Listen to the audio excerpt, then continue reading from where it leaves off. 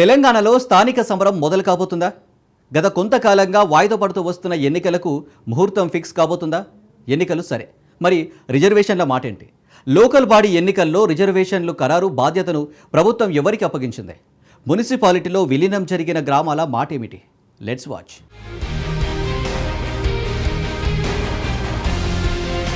స్థానిక ఎన్నికలకు ప్రభుత్వం సన్నాహాలు ఏర్పాట్లు చేయాలని అధికారులకు ఆదేశాలు. డెడికేషన్ కమిషన్కు రిజర్వేషన్ల బాధ్యత.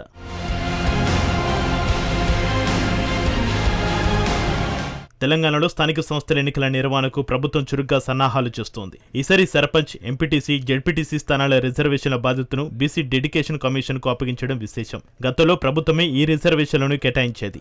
బీసీ జనాభా ప్రతిపాదికన రిజర్వేషన్లు కేటాయించాలని అన్ని పార్టీల నుంచి డిమాండ్లు రావడంతో ప్రభుత్వం ఈ నిర్ణయం తీసుకుంది. బీసీ డెడికేషన్ కమిషన్ ఇప్పటికే రాష్ట్రంలోని బీసీ కుల గణనను పూర్తి చేసి జనాభా లెక్కలను ప్రభుత్వానికి అందజేస్తుంది. 42% రిజర్వేషన్ల డిమాండ్ నేపథ్యంలో కమిషన్ గ్రామాల్లోని సర్పంచ్, ఎంపీటీసీ, జెడ్పీటీసీ స్థానాలకు సంబంధించిన రిజర్వేషన్ల జాబితాను కూడా ప్రభుత్వానికి సమర్పించింది. వార్డులకు సంబంధించిన రిజర్వేషన్ల బాధ్యతను మాత్రం అధికారులకే అప్పగించారు.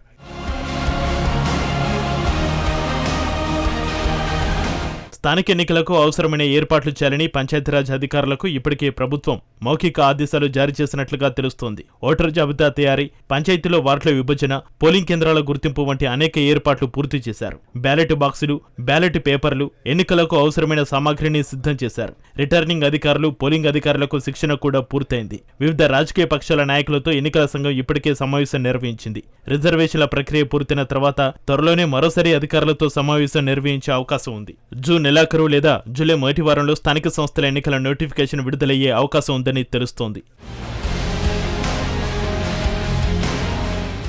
తెలంగాణలో మొత్తం 12,848 గ్రామాలు ఉండగా స్థానిక ఎన్నికల నిర్వహణకు అధికారులు గతంలో ఏర్పాట్లు చేశారు. అయితే కొన్ని కారణాల వల్ల ఎన్నికలు వాయిదా పడ్డాయి. ఈలోపు మున్సిపాలిటీల విస్తరణలో భాగంగా 73 గ్రామాలను మున్సిపాలిటీలో విలీనం చేశారు. దీంతో ఇప్పుడు 12,775 పంచాయతీలకు మాత్రమే ఎన్నికలు జరగనున్నాయి. అలాగే గతంలో 570 ఎంపీపీ స్థానాలు ఉండగా ప్రస్తుతం 567 మండలాలకు మాత్రమే ఎంపీపీలను ఎన్నుకోనున్నారు. ఎంపీపీ స్థానాల సంఖ్య ఎంత ఉంటుందో జెడ్పీటీసీ స్థానాల సంఖ్య కూడా అంతే ఉంటుంది. రాష్ట్రంలో ప్రస్తుతం 32 జెడ్పీ చైర్మన్ స్థానాలు ఉండగా మేడ్చల్ జిల్లాలోని గ్రామాలన్నీ నగరంలో కలవడంతో ఒక జెడ్పీ చైర్మన్ స్థానం తగ్గుతుంది. దీంతో 31 జెడ్పీ చైర్మన్లను మాత్రమే ఎన్నుకోనున్నారు. ప్రస్తుతం 1,12,680 వార్డులు, 5,307 ఎంపీటీసీ స్థానాలు ఉన్నాయి. వార్డు రిజర్వేషన్ల బాధ్యతలను ఆర్డీఓ, ఎంపీడీఓలకు అప్పగించారు.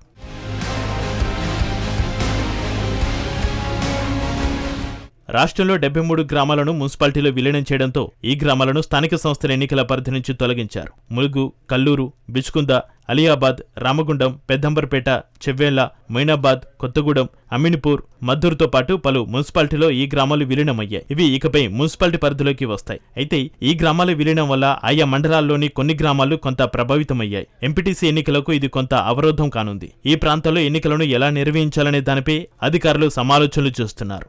ఈ గ్రామాలను మినహాయించి ఎన్నికలు నిర్వహిస్తే ఎలా ఉంటుందనే దానిపైన కూడా కసరత్తు చేస్తున్నారు.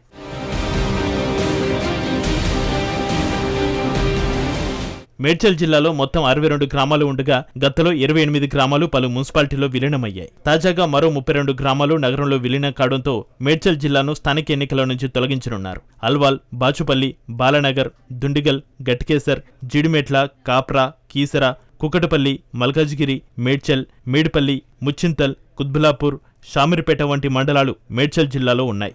వీటిలో కొన్ని అర్బన్ మండలాలు కూడా ఉన్నాయి. 5 మండలాలకు ఎంపీపీలు, జెడ్పీటీసీలు ఉండగా ఇప్పుడు ఆ మండలాలను లోకల్ బాడీ ఎన్నికల నుంచి తొలగించారు.